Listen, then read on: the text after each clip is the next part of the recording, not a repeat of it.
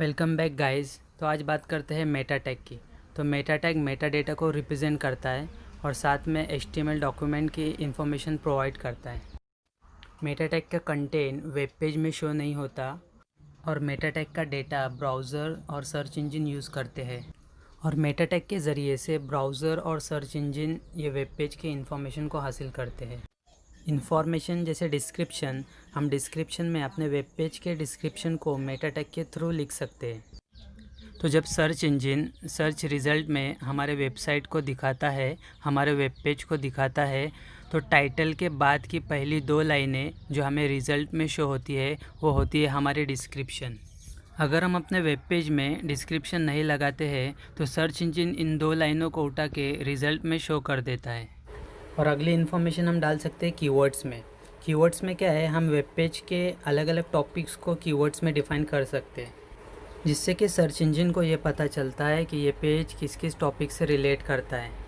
और इन सब में हम ये भी बता सकते हैं कि वेब पेज का ऑथर कौन है, जिससे कि सर्च इंजन ये समझ लेता है कि इस पेज का ऑथर कौन है। और हम कैरेक्टर सेट की इन्फॉर्मेशन भी बता सकते हैं। कैरेक्टर सेट ये होता क्या है, तो कैरेक्टर सेट ये यूनिकोड होता है जिसको हम कैरसेट UTF-8 भी कहते हैं। UTF stand for Unicode transformation format 8, जिसके मदद से हम मिलियंस ऑफ कैरेक्टर सिंबल्स को रीड कर सकते हैं। गाइस, हमने बहुत सारे वेबसाइट देखे होंगे, अलग अलग कंट्रीज़ के वेबसाइट को देखे होंगे, जिसमें अलग अलग टेक्स्ट, अलग अलग लैंग्वेजेस, अलग कैरेक्टर, अलग सिंबल्स को यूज़ किया जाता है।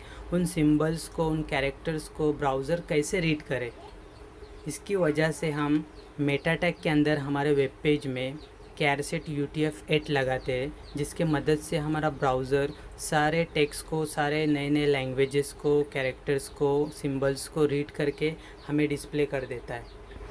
ये सारी इन्फॉर्मेशन हम मेटा टैग के अंदर लगा सकते हैं। मेटा टैग में इन इन्फॉर्मेशन को लगाने के लिए एट्रीब्यूट्स यूज़ होते हैं, जैसे name, content, character set etcetera. इन सारे एट्रीब्यूट के बारे में हम एक एक करके बात करेंगे। तो चलिए हम इनका प्रैक्टिकल करते हैं। तो हमने यहाँ HTML डॉक्यूमेंट खोला हुआ है, उसका रिज़ल्ट हम यहाँ गूगल क्रोम में देखेंगे। तो चलिए गाइस, हम यहाँ लगाते हैं मेटा टैग। तो हमने यहाँ लगाया मेटा टैग।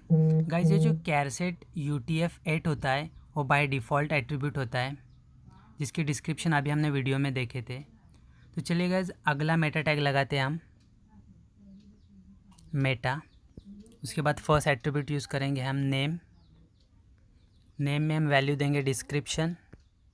ये डिस्क्रिप्शन जो हमारे वेबसाइट की डिस्क्रिप्शन होगी, जिसमें हम पहला एट्रीब्यूट लगाते हैं कंटेंट। गाइस, कंटेंट में हम अपने वेबसाइट की डिस्क्रिप्शन लगाएंगे। जो वेबसाइट का कंटेंट होगा उस कंटेंट की डिस्क्रिप्शन लगाएंगे। जैसे मैं यहाँ लगाता हूँ ऑल अबाउट वेब डिज़ाइनिंग, तो ये मेरे वेबसाइट की डिस्क्रिप्शन है। आप अपने वेबसाइट के डिस्क्रिप्शन लगा सकते हैं। तो गाइस, ये डिस्क्रिप्शन जो होती है, जो सर्च इंजन सर्च रिज़ल्ट में टाइटल के बाद शो करता है, वो होता है। उसके बाद हम अगला मेटा टैग लगाते हैं यहाँ मेटा। नेम एट्रीब्यूट में हम यूज़ करेंगे वैल्यू कीवर्ड्स। उसके बाद हम एट्रीब्यूट यूज़ करेंगे कंटेंट। गाइस, कंटेंट में हम अपने वेबसाइट के टॉपिक्स के नेम देंगे। जैसे मैं यहाँ देता ग्राफिक्स, उसके बाद मैं यहाँ लगा देता web, audio, video and VFX। तो ये थे मेरे वेबसाइट के कीवर्ड्स। तो चलिए अगला मेटा टैग लगाते हैं हम यहाँ पे। तो हमने यहाँ टाइप किया मेटा। उसके बाद हम यहाँ पे एट्रीब्यूट यूज़ करेंगे नेम। नेम में हम वैल्यू देंगे ऑथर। उसके बाद हम यहाँ पे एट्रीब्यूट लगाते हैं कंटेंट। कंटेंट में हम वेबसाइट के ऑथर का नाम लिखेंगे। तो यहाँ पे मैं अपना नाम टाइप करता हूँ, माजिद सर। ओके गाइज, तो चलिए अगला मेटा टैग लगाते हैं हम यहाँ पे। तो हमने यहाँ टाइप किया मेटा। उसके बाद हम एट्रीब्यूट लगाएंगे नेम। नेम में हम वैल्यू देंगे व्यू पोर्ट। उसके बाद हम यहाँ पे एट्रीब्यूट यूज़ करेंगे कंटेंट। कंटेंट में हम देंगे width equals to device width. Device width type करने के बाद हम यहाँ लगाते हैं कॉमा। उसके बाद हम टाइप करते हैं इनिशियल स्केल इक्वल्स टू 1.0।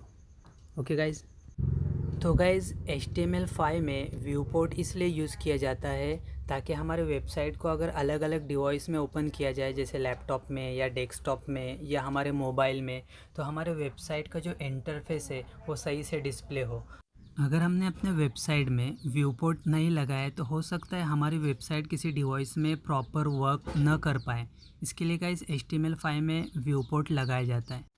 तो चलिए अगले मेटा टैग की बात करते हैं। तो हमने यहाँ टाइप किया मेटा। इसके बाद हम एट्रीब्यूट यूज़ करेंगे यहाँ पे HTTP इक्विवेलेंट। उसमें वैल्यू लगाएंगे हम रिफ़्रेश। इसके बाद हम एट्रीब्यूट यूज़ करेंगे कंटेंट। कंटेंट में हम देंगे 5 सेकेंड, ताकि 5 सेकेंड के बाद हमारा पेज क्या हो, रिफ़्रेश हो। तो चलिए अब हम इसको सेव करते हैं। तो देखो गाइज़, हमारा जो पेज है वो 5 सेकंड बाद क्या होगा, रिफ़्रेश होगा। आपने बहुत सारे ऐसे वेबसाइट देखे होंगे जैसे क्रिकेट के स्कोर के वेबसाइट, जो ऑटोमेटिकली कुछ सेकंड बाद क्या होते हैं, रिफ़्रेश होते हैं। तो चलिए हम इसको प्रैक्टिकली देख लेते हैं। तो हम यहाँ से अपने वेब डिज़ाइनिंग फ़ोल्डर से एक इमेज चूज़ करते हैं, flower.jpg। तो चलिए अब इस इमेज को हम यहाँ से कॉल करते हैं। तो हम बॉडी टैग में टाइप करेंगे img src में हम वैल्यू देंगे flower.jpg। ओके। तो चलिए अब हम इसको सेव करते, सेव करके रिफ़्रेश करते। तो गाइज़ ये जो इमेज है वो 5 सेकंड बाद क्या होगा, रिफ़्रेश होता रहेगा। इसको और अच्छे से समझने के लिए हम फिर से हमारे वेब डिज़ाइनिंग के फ़ोल्डर में जाते हैं और जो ये फ्लावर है उसको यहाँ से हम डिलीट करते हैं। तो जैसे हम इसको डिलीट करते हैं तो देखो गाइज़ यहाँ से हमारे वेब पेज से इमेज डिलीट हो गई। तो आप क्या करते हैं, हमारे दूसरे फ़ोल्डर में सेम नेम की इमेज पड़ी हुई है, तो हम उसको कॉल करते हैं। ये देखो flower.jpg। तो हम यहाँ से इसको कट करते, कट करके हम अपने मेन फ़ोल्डर वेब डिज़ाइनिंग के फ़ोल्डर में इसे पेस्ट करते। तो जैसे हम इसको पेस्ट करेंगे गाइज़, देखो ये ऑटोमेटिकली रिफ़्रेश होकर हमारे सामने इमेज आ जाएंगी। तो गाइज़ इस एट्रीब्यूट की मदद से हम अपने पेज को रिफ़्रेश करा सकते हैं।